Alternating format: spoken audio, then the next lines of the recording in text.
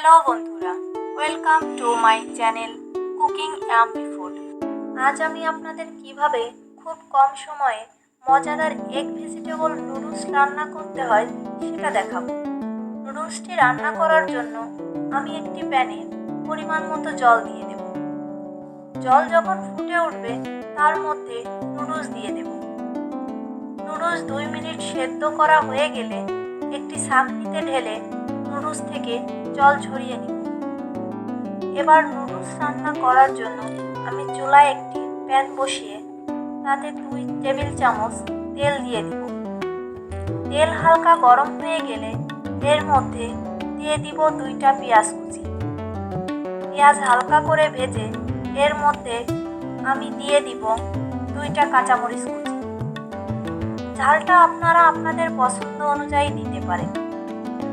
তারপর দিয়ে দিব হাফ কাপ গাজর কুচি। গাজর দেওয়ার পর কিছুক্ষণ এটাকে ভেজে নিতে হবে। তারপর এর মধ্যে দিয়ে দিব স্বাদ মতো লবণ। এবার দিয়ে দিব 1 চামচ সয়া সস, 2 চামচ টমেটো সস। তারপর আবারও একটু নেড়েচেড়ে ভেজে নিব। তারপর এর মধ্যে দিয়ে দিব 1 প্যাকেট নুডলসের মশলা। আপনারা চাইলে আপনাদের পছন্দ অনুযায়ী সবজি ব্যবহার করতে পারেন। সবজিটা ভেজে নেওয়ার পর এক সাইডে সরিয়ে দিয়ে দিব 2টা ডিম। ডিম ছোট ছোট টুকরো করে নেড়ে চেড়ে একটু ভেজে নিব। এরপর এর মধ্যে দিয়ে দিব আগে থেকে সেদ্ধ করে রাখা নুডলস। এবার সব কিছু ভালো করে মিশিয়ে নিতে হবে। এবার এর মধ্যে আমি দিয়ে দিব ফ্রোজেন করা মটরশুঁটি।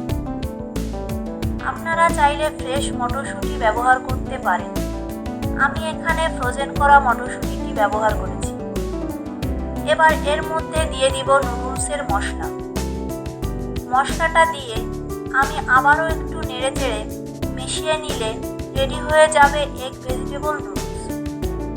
দেখুন কত অল্প সময়ে আমি এই নুডলসটি তৈরি করেছি। এবার নুডলসটি পরিবেশনের জন্য আমি একটি পাত্রে নামিয়ে নিয়েছি। আশা করি রেসিপিটি আপনাদের ভালো লাগবে। ভালো লাগলে চ্যানেলটি সাবস্ক্রাইব করে পাশে থাকবেন।